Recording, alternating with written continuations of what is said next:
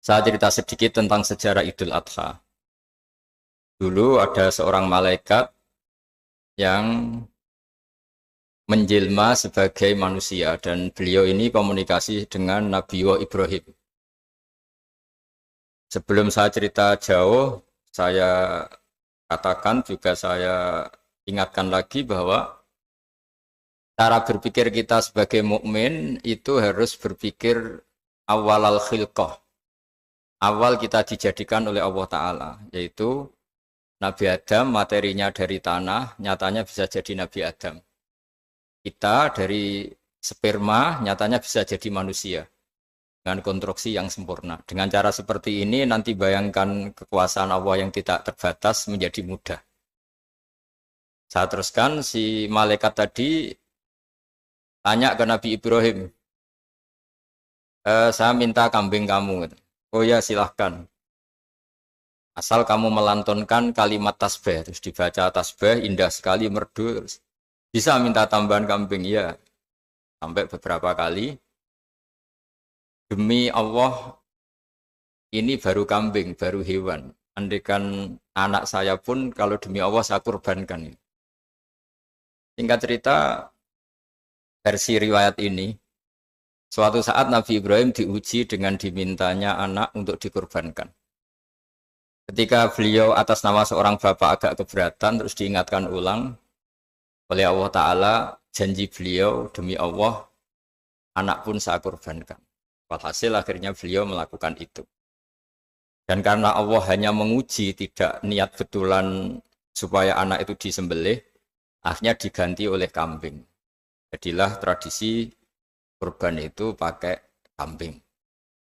Kemudian secara fikih ada padanan-padanan yang cukup menggantikan kambing, yaitu ada sapi, ada unta, dan seterusnya, dan seterusnya. Yang menarik dari sekian referensi yang saya baca, dan ini harus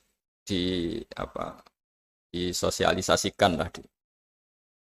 Sebagian versi itu adalah bahwa Nabi Ibrahim ketika diangkat di alam malakut, di alam langit sana, itu ketemu Allah, kemudian Allah tanya, Ibrahim, banyak hamba-hambaku yang durhaka, tidak tahu saya sebagai Tuhannya. Terus kata Ibrahim, usul ya Pak Amidhum, bunuh saja ya Allah. Setelah itu tanya lagi, ada yang pezina, ada yang koruptor, ada yang pokoknya dosa-dosa yang buruk sekali. Dan di semua itu Nabi Ibrahim usul, mereka hidup di bumi engkau ya Allah, makan rezekimu ya Allah, maka mereka enggak sopan sekali, enggak ngerti engkau. Terus singkat cerita minta itu diadab, siksa. Suatu saat versi referensi ini di kitab Hikam, kalau di kitab saya halaman 15 juz 2, suatu saat Nabi Ibrahim itu diminta sama Allah menyembelih Ismail. Citra ini penting sekali. Setelah disuruh menyembelih Ismail, Nabi Ibrahim komplain.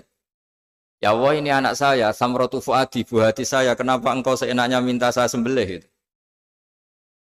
Enggak bisa ya Allah, ini samratu fuadi, buah hati saya. Terus kata Allah, orang-orang yang durhaka yang kamu usulkan supaya saya bunuh itu hamba saya menciptakan mereka, dan saya mencintai mereka, karena itu ciptaan saya.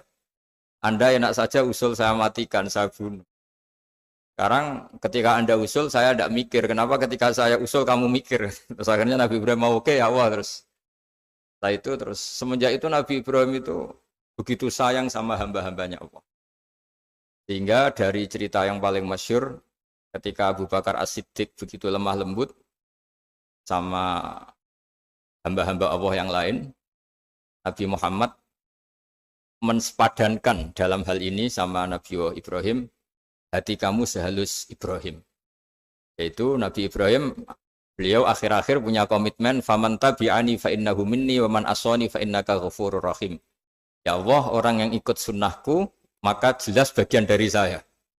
Dan yang sedang durhaka, wa man asani, saya harapkan fa innaka ghafurur rahim. Engkau Maha Pengampun, Maha Penyayang. Semenjak itu menjadi sunnatan muttaba'ah bahwa agama ini agama rahmatan lil alamin, bahwa melihat kemungkaran, melihat kebodohan, ketimpangan, itu komitmen kita ini membenahin, bukan menghabisin. Melihat kesalahan komitmen kita ini, in uridu ilal islaha mastata'tu. Komitmen kita ini ingin lebih baik, bukan mengacaukan dunia ini. Semenjak itu terus syariat-syariat Islam disebut anit tabi millata Ibrahim Hanifa, bahwa kita mengikuti millahnya Ibrahim. Sebab itu kemudian setelah ini menjadi sunnatan mutaba'ah, bahkan banyak ulama yang berpendapat ketika Rasulullah SAW Mi'raj, itu dari sekian Nabi Ulul Azmi yang nggak ketemu itu Nabi Nuh.